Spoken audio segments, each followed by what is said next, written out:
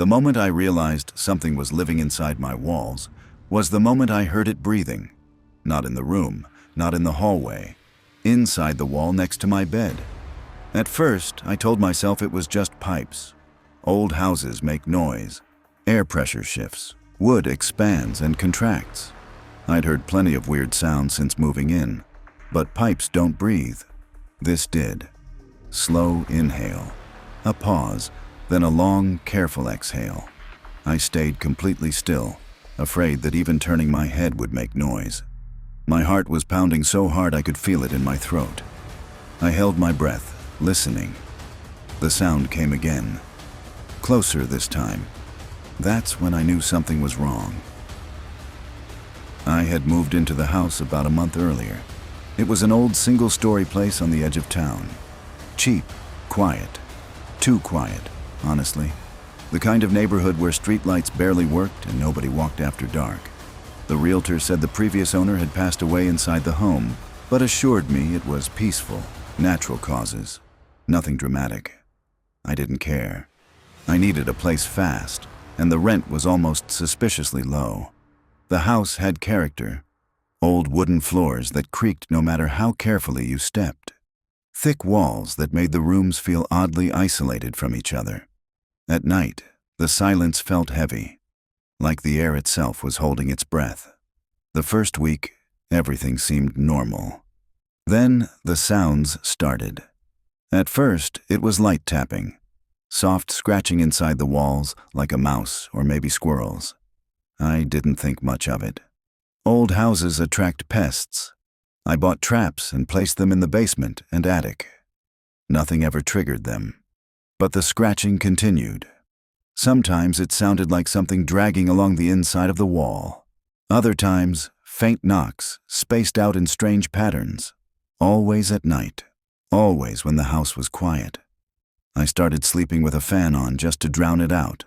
That worked until the breathing. The night I heard it, the fan was running. My room was dark except for the faint glow of my phone on the nightstand. I had just put the phone down when I noticed a new sound slipping through the white noise. A soft, steady rhythm. Breathing. At first, I honestly thought it was me. I held my breath. The sound continued. I slowly turned my head toward the wall beside my bed. The sound was coming from inside it. Not above, not below. Right beside my ear, separated by maybe a few inches of drywall and insulation. I pressed my palm against the wall. It felt cold. The breathing stopped. My stomach twisted. I pulled my hand back instantly. For a long moment, the wall was silent. I almost convinced myself I imagined the whole thing. Then something pressed back. Not hard, not enough to bulge the wall, just enough to feel pressure pushing against the other side. I jumped out of bed so fast I nearly tripped over the sheets. My heart was racing uncontrollably. I backed away until my shoulders hit the opposite wall. The pressure disappeared. The house went silent again. I didn't sleep the rest of that night. The next morning, I tried to rationalize everything. Maybe the wall was shifting. Maybe temperature changes caused weird pressure. Maybe I was half asleep and hallucinated it. But deep down, I knew better. That wall felt like something had touched me back. I decided to inspect the house more closely. I checked the basement, the crawl space, the attic. Anywhere someone or something could realistically hide. Nothing. No footprints, no broken boards, no openings big enough for a person. The walls themselves were thick and sealed. No access panels, no obvious gaps. Still, the sounds continued. Not every night, but often enough that I started dreading bedtime. Sometimes I'd hear faint scratching moving from one wall to another, like whatever it was could travel inside the structure of the house. Other nights, soft tapping, always near wherever I was sitting or sleeping. It felt intentional, like it was following me. I tried recording the sounds on my phone one night. When I played the audio back later, all I heard was static and faint hum. Nothing that sounded like breathing or scratching. That somehow made it worse. It meant whatever was happening wasn't easily captured, or didn't want to be. About 2 weeks later, something changed. I woke up around 3 a.m. to a soft whisper. Not words, just air moving. A faint, almost wet sound of something trying to form speech without fully knowing how. It came from the wall behind my headboard. I didn't move. I didn't breathe. The whisper dragged on for several seconds before fading back into silence. That was when the thought finally hit me. What if it wasn't an animal? What if it wasn't physical at all? What if something had been left behind inside these walls when the previous owner died? I remembered what the realtor had said. He passed away inside the home. I never asked where. The following night, I decided to confront it. Not directly. I'm not stupid. But I needed proof I wasn't losing my mind. I turned off all the lights and sat on the edge of my bed in total darkness. No fan, no music, just silence. I waited. 10 minutes passed, then 20. Just when I started thinking nothing would happen, the scratching returned. Slow, deliberate, moving toward me. I whispered quietly into the darkness, "I know you're there." The scratching stopped instantly. The air felt heavier. Then the wall creaked softly. A faint outline formed in the paint, like pressure from the inside, shaping something vaguely human. A head, a shoulder, an arm pressing outward. I couldn't move. Fear locked every muscle in my body. The shape leaned closer to where I was sitting. And then I heard it again, breathing right behind the wall. But this time, mixed with something else, a faint, broken attempt at a voice. "Stay." I didn't wait for it to finish whatever it was trying to say. I grabbed my keys and ran out of the house barefoot, not even bothering to lock the door behind me. I didn't stop running until I reached the end of the block and collapsed on the sidewalk. I never went back inside. I stayed with a friend that night. The next day, I called the landlord and told him I was breaking the lease immediately. I didn't explain everything. I knew how crazy it would sound. He didn't argue. He didn't ask questions. He just said, quietly, "Yeah, that's probably for the best." That alone sent chills through me. I moved out that same week. A month later, I drove past the house out of curiosity. The windows were boarded up. A notice was posted on the front door. The property had been condemned due to structural issues inside the walls. They never said what they found. And I'm glad they didn't. Because sometimes late at night, when my apartment is quiet, I swear I can still hear breathing. Not from the walls, but from somewhere much closer. I used to think the woods were peaceful. Quiet trails, cold air, empty campsites. The kind of isolation that clears your head and makes you feel small in a good way. But I learned something out there that night. When the forest goes silent, it's not always because you're alone. Sometimes it's because something else has stopped moving and started watching. I didn't survive that night because I was brave or prepared. I survived because whatever was following me hesitated, and that hesitation saved my life. Behind my neighborhood sits a large stretch of forest, packed with hiking trails and scattered backcountry campsites. I spent years exploring those trails, usually alone. I preferred it that way. No crowded campgrounds, no noisy groups, no strangers. Just a tent, a fire, and miles of trees in every direction. This trip happened late in the fall. The trees were already bare, the ground crunchy with dead leaves, and every night carried a sharp bite of cold that hinted winter wasn't far away. I figured I had time for one last solo trip before the season shut everything down. I started hiking around midday. The trailhead was completely empty. No parked cars, no voices, no movement. Over the entire 8-mile hike, I didn't pass a single person. It felt like the forest had been abandoned. The temperature dropped faster than I expected, but I was prepared. Heavy layers, thick gloves, and a sleeping bag rated well below freezing. A little discomfort was part of the fun. By late afternoon, I reached a small clearing slightly off the main trail. I recognized it immediately. I'd camped there once before. It felt familiar, safe enough. I pitched my tent, stacked a small fire ring, and got a fire going just as the sun began sinking behind the trees. I brewed a hot drink and sat close to the flames, soaking in what little warmth remained in the air. The wind picked up, cutting through my jacket and making the cold feel sharper than it had all day. It wasn't miserable yet, just uncomfortable. That's when I noticed movement. Far out in the trees, not close enough to clearly see, but not distant enough to ignore, something shifted between the trunks. At first, I assumed it was an animal. Deer moved through this area all the time, but the movement didn't behave like an animal. It stayed just far enough away to remain hidden. Every time I tried to focus on a specific shape, it slipped behind branches and shadows. Whatever it was, it never fully revealed itself. The longer I watched, the more unsettled I felt. The forest was thinning into darkness as the sun dropped, and the movement kept pacing the same loose arc beyond the firelight. Always present, never approaching, never leaving. A quiet thought crept into my mind, the kind you try to shove away before it takes root. Something is watching you. I told myself I was being paranoid, cold, tired, imagination running wild. It had to be a deer, or maybe the wind shifting branches just right. I refused to let the idea grow any further, but the unease stayed. Once night fully settled in, the temperature dropped sharply.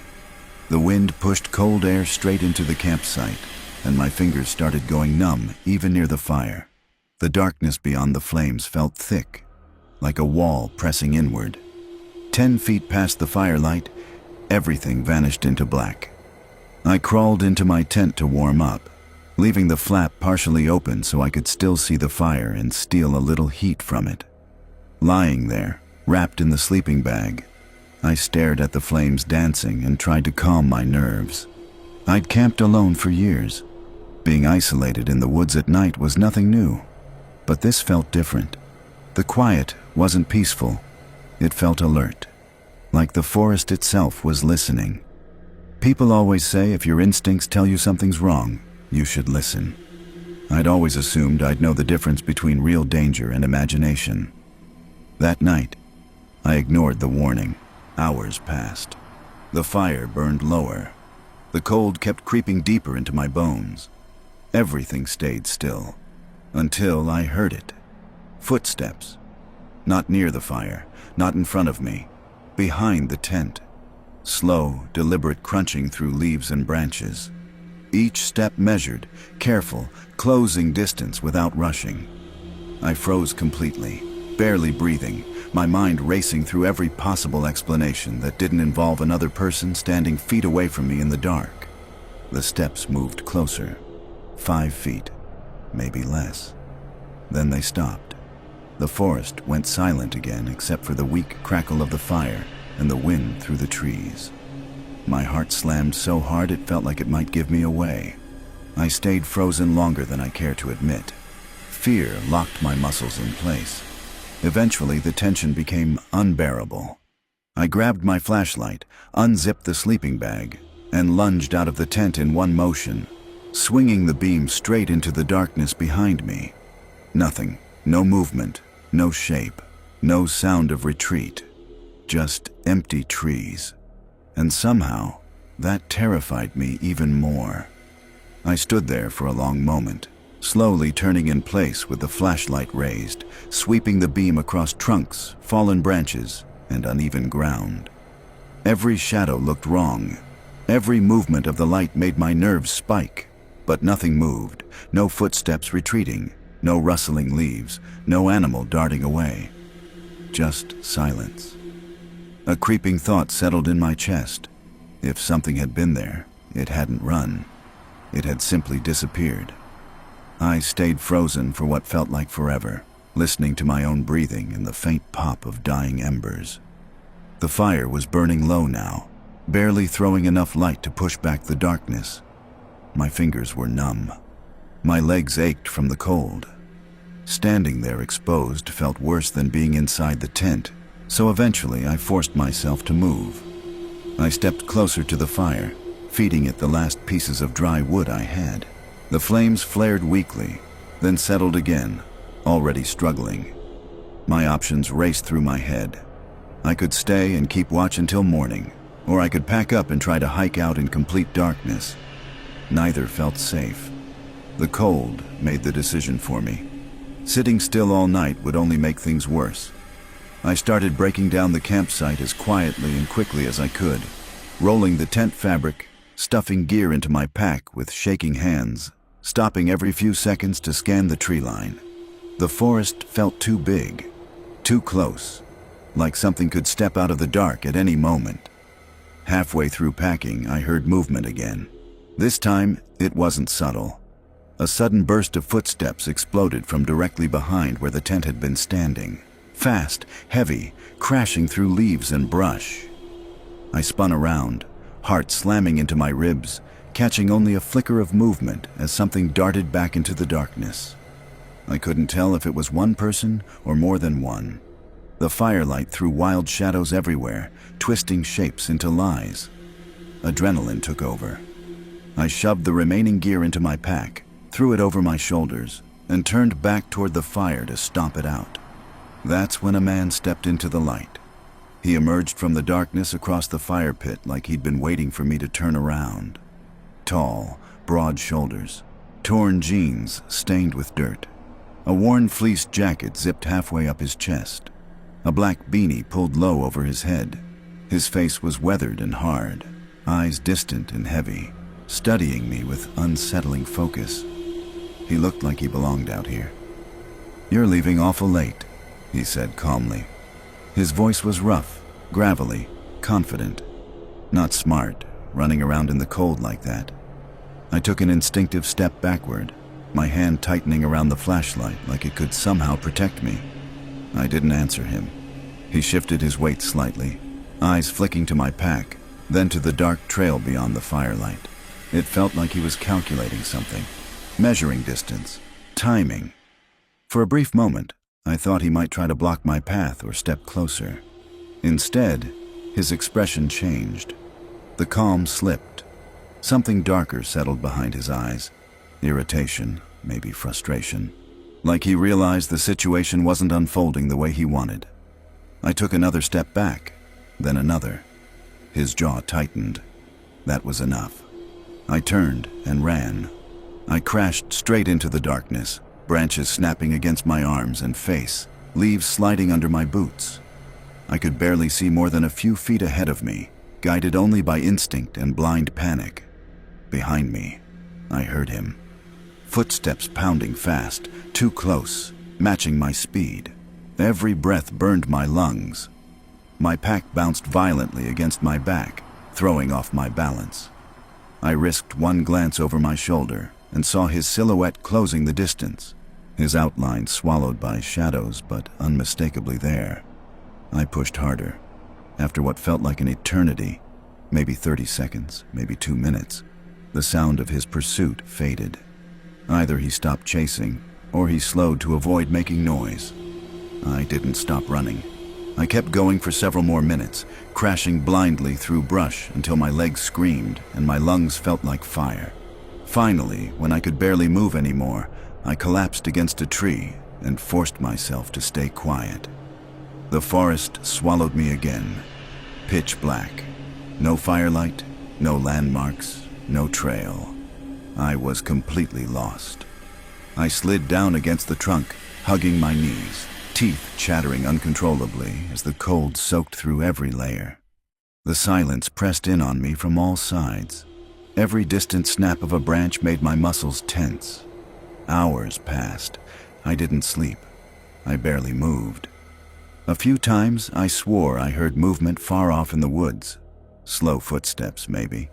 But I couldn't be sure if it was real or just my nerves twisting the sounds of the forest into threats. I stayed exactly where I was until the sky finally began to lighten. When dawn came, pale and weak through the trees, I carefully found my bearings and made my way back toward the trail. My hands were stiff. My body ached. My throat felt raw from cold air and fear. I made it out of the woods alive. I don't know what that man wanted from me, but I know one thing for certain. He hadn't been passing through. He hadn't stumbled onto my campsite by accident. He had been watching, waiting, and I barely escaped whatever he had planned. I used to think Halloween was harmless. Costumes, candy, kids pretending to be monsters for one night. I learned the hard way that sometimes the masks don't come off, and sometimes the monsters don't leave.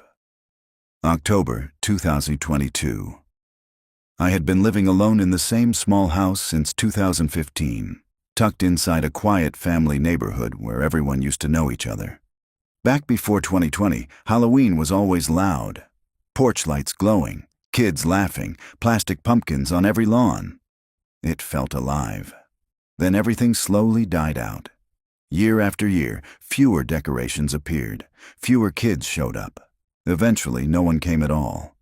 By the time 2022 rolled around, Halloween in my neighborhood felt more like an abandoned holiday than a celebration. Empty sidewalks, dark houses, no laughter, no footsteps. So I expected this year to be exactly the same. That morning I brewed my coffee and stepped onto the front porch to enjoy the cool air and the fall colors in the trees. The leaves had turned deep orange and red, and the street looked peaceful in that quiet, sleepy way suburban neighborhoods get in October. That's when I saw them. Two figures stood about 30 feet away near the tree line at the edge of my yard. At first glance, I assumed they were kids, mostly because both of them were wearing Halloween masks. But something about them didn't sit right. They were tall, thin, too tall to be normal trick-or-treaters. From that distance, I couldn't tell their ages at all. The moment I opened the door, both of them froze. For just a second, they stood perfectly still, like animals caught in headlights. Then, without a word, they turned and hurried deeper into the trees, disappearing between the trunks. The way they moved wasn't playful or embarrassed. It was urgent, avoidant, exactly the way someone acts when they've been caught doing something they shouldn't be doing. And even though it was Halloween season, I had never seen anyone casually wandering around in masks in the middle of the morning. Still, I brushed it off. Kids do stupid things. Maybe they were messing around. Maybe they were cutting through yards for a shortcut. At least they left when they saw me. I told myself it wasn't worth overthinking and sat outside with my coffee, letting the cool air calm my nerves. The rest of the day passed normally. Around 4 in the afternoon, the time when trick-or-treaters used to show up years ago, I grabbed a small bowl of candy out of habit and set it on the table. Even though no kids had come by in years, part of me still wanted to keep the tradition alive, even if it was pointless. I settled onto the couch, turned on a channel playing old Halloween movies, and left the front curtains open so I could see the street. Hours passed. A few cars drove by. No people, no kids, no costumes. By sunset, the entire block was dark and lifeless again. Porch lights stayed off. Houses looked empty. It felt strange every single year. Around 8 o'clock, a knock suddenly echoed through the house. I nearly jumped off the couch. I hadn't seen anyone walk up to the door through the windows. And honestly, it felt late for trick-or-treating, even if anyone still did it in this neighborhood.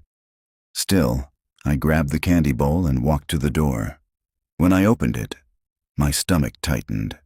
It was them. The same two masked figures from that morning. Up close, they looked even taller than I expected. Both wore black clothing from head to toe, their faces hidden completely behind expressionless masks. I couldn't see their eyes clearly. They didn't carry bags, no buckets, no backpacks, nothing to collect candy with. They just stood there, silent, unmoving. I forced a polite smile and held out the bowl, asking if they wanted candy. Neither of them responded. They didn't nod, didn't reach forward, didn't speak. After a few painfully awkward seconds, I felt my skin crawl. I quietly closed the door and locked it, my heart beating faster than it should have been over something so simple. Still, I convinced myself it was just a stupid prank. Teenagers trying to freak people out on Halloween. I waited a minute and peeked through the window. They were gone. That actually made me feel better. If it was a prank, it was over. I went back to the couch and tried to forget about it. Hours passed. Sometime after 1 in the morning, I finally shut everything off and headed upstairs to bed. By then, The masked kids hadn't crossed my mind in hours. I crawled under the blankets and started drifting off almost immediately. Then the knock came again, loud, sharp, echoing through the quiet house. My eyes snapped open. Another knock followed, this time unmistakably coming from the front door. My heart started racing as I stepped into the hallway and listened. The house felt too quiet, too empty. I slowly made my way downstairs, every step feeling heavier than it should have. This wasn't a prank anymore. This was harassment. Or worse. I reached the door and looked through the window. Only one of them was standing there, masked, inches from the door, knocking steadily. The second one was nowhere in sight. A chill ran through me. Where was the other one? I took a step back from the door, trying to calm my breathing. And that's when I heard it. A soft creak behind me, a door opening somewhere inside the house. I turned. At the end of the hallway, a dark figure stood in the shadows, and then it started running toward me. My brain barely had time to process what I was seeing before my body reacted. The figure sprinted toward me from the hallway, fast and silent, closing the distance in seconds. In the dim light, I caught the glint of something metallic in his hand. A knife. Pure adrenaline exploded through my body. I spun around and bolted up the stairs, taking them two at a time, my heartbeat roaring in my ears so loudly it drowned out everything else. Behind me, footsteps slammed against the hardwood, chasing me upward. I burst into my bedroom and slammed the door shut just as something heavy crashed into it from the other side. The frame rattled violently. I locked the door and dragged my dresser and chair in front of it, my hands shaking so badly I could barely grip the furniture. The door bowed inward slightly under the pressure, then steadied. For a split second, the house went eerily quiet. I scrambled for my phone and dialed emergency services, whispering my address into the receiver while trying to control my breathing. Every tiny sound in the hallway felt amplified.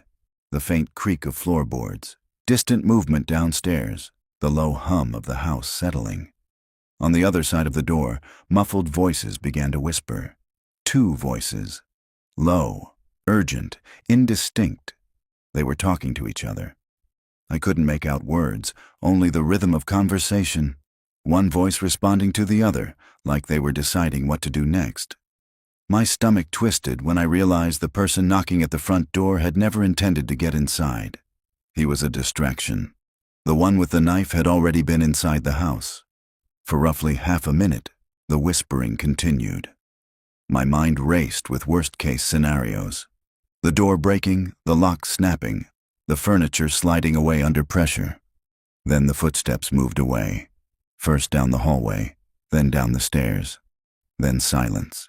I stayed frozen in place, phone still pressed against my ear, barely breathing. I didn't trust the quiet. Not for a second. I waited until the dispatcher told me officers were already on the way before allowing myself to move at all. When the police arrived, the flashing lights outside flooded the house with color. Officers swept through every room, checking doors, windows, closets, and the backyard. Nothing appeared disturbed. No forced entry was obvious. No one was found inside or outside the home. But they agreed with me on one thing. This was coordinated. One person knocking at the front door while the other slipped inside was deliberate. Someone had been watching my routine, watching my house, learning how to move without being noticed. Why they targeted me specifically, no one could say.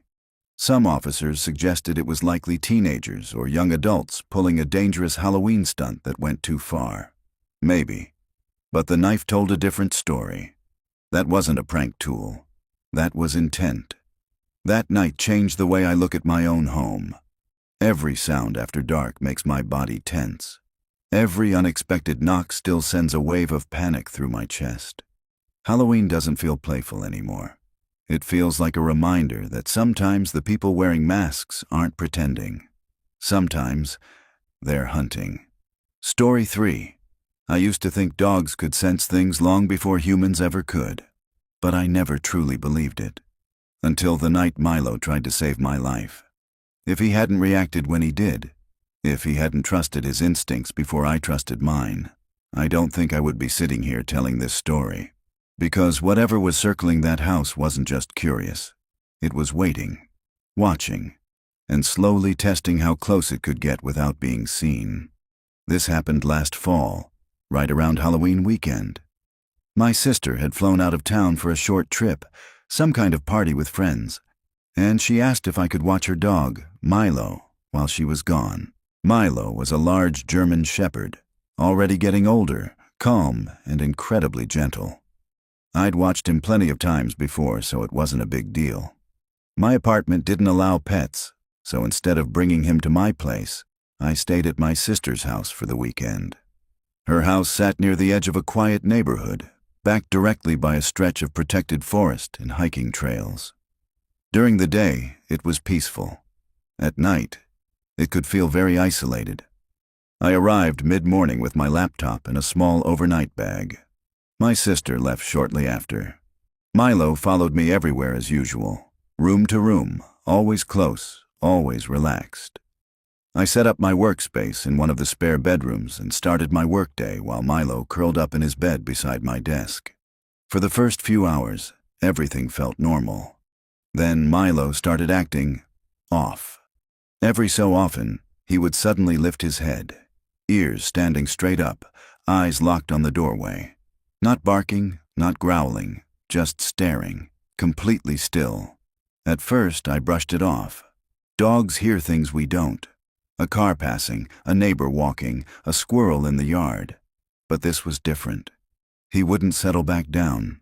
He'd stay frozen like that for several minutes at a time, watching the empty hallway like something was standing there just out of sight. It happened again, and again. Eventually, it bothered me enough that I got up and walked through the house, checking rooms, listening for anything unusual. Milo followed closely at my side, alert the entire time, scanning corners and doorways like he was tracking something invisible. I didn't find anything.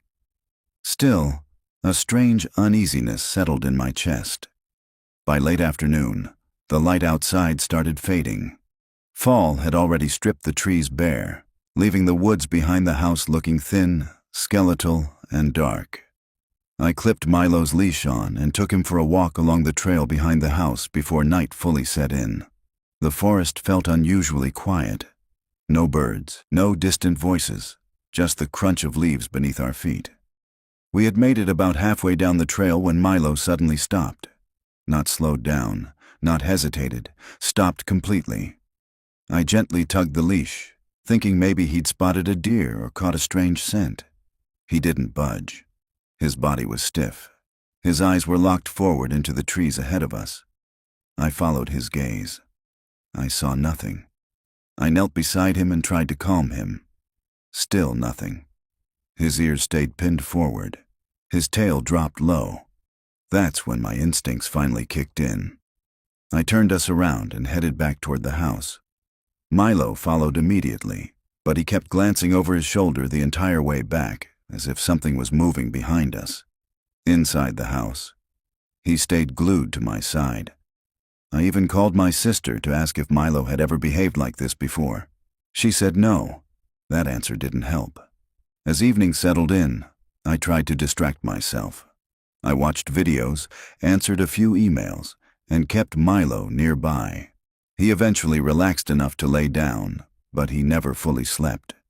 Every sound made his head lift again. At one point, I glanced out the spare bedroom window, and for a split second, I thought I saw movement near the side of the house, a shape crossing through the shadows, gone before I could focus on it. I told myself it was my imagination. I wanted to believe that. As night settled in, the house felt different, not louder, not darker, smaller, like the walls had quietly leaned closer together while I wasn't paying attention. I stayed upstairs with Milo for another couple of hours. He finally seemed tired, stretched out near the desk, eyes half closed. I tried to convince myself the earlier tension had just been nerves. Being alone in someone else's house near the woods can mess with your head if you let it. Around 10 p.m., I decided to take Milo outside one last time before bed. I grabbed his leash, turned on the back porch light, and opened the door. Cold air rushed inside, carrying the damp smell of leaves and soil. Milo hesitated at the doorway, stiff again, nose lifting slightly like he was catching a scent. "Come on, buddy," I whispered. After a moment, he stepped outside. The backyard was quiet. The trees beyond the fence were nothing but black silhouettes against the sky. I watched Milo walk a few steps toward the grass, then suddenly stop, not facing me, facing the side of the house. His body locked into a tense stance, ears fully upright, tail rigid. A low sound vibrated in his chest. Not a bark yet, but a warning. I leaned forward, trying to see what he was staring at. That's when movement exploded from the darkness. A man rushed out from the side of the house, sprinting directly toward the open doorway. Everything happened in seconds. I jumped backward instinctively. Milo lunged forward with a violent bark, charging straight at the man.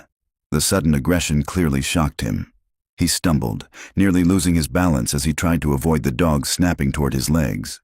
For a split second, I thought Milo might actually attack him.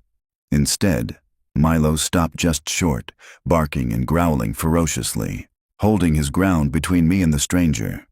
I shouted Milo's name and pulled him back inside, slamming the door shut and locking it with shaking hands. By the time I dared to glance through the glass, the man was already gone, swallowed by the darkness like he had never been there at all. Silence returned instantly. My heart was pounding so hard it felt like it might crack my ribs. I called 911 immediately. The officers arrived fairly quickly, but there wasn't much they could do. No footprints, no clear direction of escape. The woods behind the house stretched endlessly in every direction. As we talked, one of the officers casually tested the back door lock. It clicked, and then the door opened anyway. The lock wasn't actually securing the door at all. My stomach dropped. My sister had always believed the lock worked normally, which meant whoever that man was could have entered the house whenever he wanted. That realization made every strange moment from earlier in the day suddenly feel much worse. Milo watching the doorway, the uneasy feeling inside the house, the possible movement outside the window. I packed a bag immediately and took Milo to a nearby hotel for the night. I barely slept. Every sound made me flinch. The next morning, I kept replaying everything in my head. Milo hadn't just been reacting randomly. He had been tracking something long before I ever noticed it.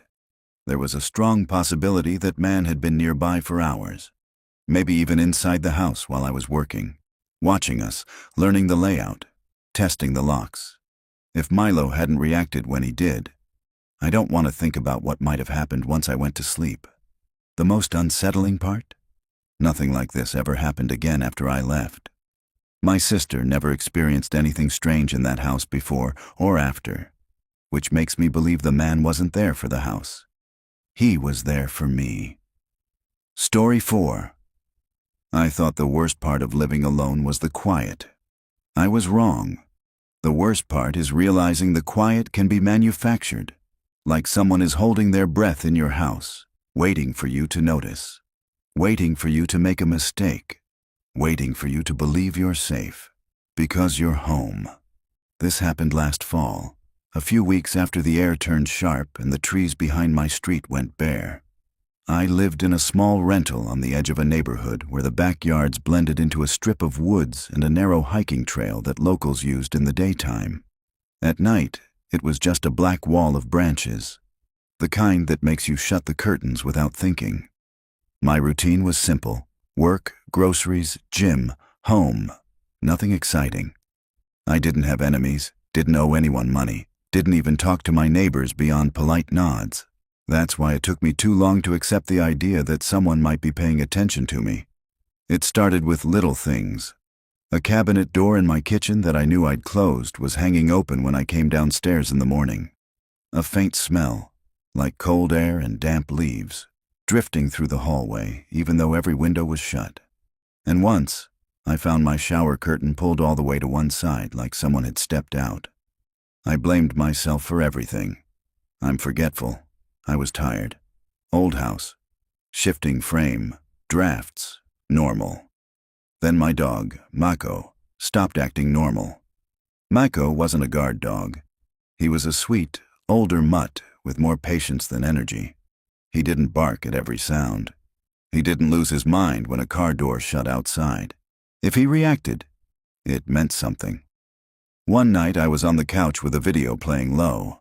Mako lifted his head and stared at the back hallway that led to my laundry room and the door to the yard. Not just a glance. He stared like he was trying to read something in the darkness. His ears stayed perked for a full minute. Then he lowered his head again like he decided it wasn't worth the risk to make noise. That made my skin prickle. I paused the video and listened. Nothing. No footsteps, no creak, no wind. Just the refrigerator hum and my own breathing. I didn't sleep well after that. Over the next few days, it happened again and again. Mako would lift his head and lock onto the hallway. Sometimes he'd get up and quietly step closer, his nails making a soft clicking sound. He never barked. That was what scared me. It felt like he didn't want to attract attention. I started checking locks obsessively. Front door, deadbolt, back door, window latches, the little sliding lock on the laundry room window that I barely used. Everything was fine. Until it wasn't. On Friday evening, I came home later than usual because I stayed at the gym longer. The neighborhood looked empty, the streetlights buzzing faintly. As I pulled into my driveway, I noticed my porch light was off. I always left it on. I sat in my car for a few seconds with my hands still on the wheel, trying to remember if I'd turned it off that morning. I couldn't picture it. I could picture the light glowing every other night I'd come home. When I opened my front door, Mako didn't run up like normal. He was standing halfway down the hall, stiff and silent, staring toward the back of the house. My mouth went dry. I called his name softly. He didn't look at me, not even a flick of the ears. I set my keys down as quietly as I could and stepped forward. My heart was beating too fast for no reason I could explain. I told myself it was just my imagination building on a week of paranoia. Then I saw it. The back door wasn't open. It was closed, but the lock was turned. The deadbolt wasn't engaged. I walked to it, keeping my eyes on the glass pane in the top half. Beyond it, the yard was dark. My reflection stared back at me in the window like a stranger. I pressed my thumb against the deadbolt and turned it. It clicked smoothly into place, as if it hadn't been touched at all. That was the moment I realized the worst part of fear. How your brain tries to save you by lying. A rational voice in my head said, "You forgot to lock it. You rushed. You always think you lock it, but you didn't." Another voice, quieter but sharper, said, "You always lock it. You lock it because you live alone." Mako let out a low growl, barely more than a vibration. I followed his gaze. He wasn't looking at the door. He was looking at the laundry room. The laundry room was at the back corner of the house. It had a small window above the washer that faced the woods. I never opened it.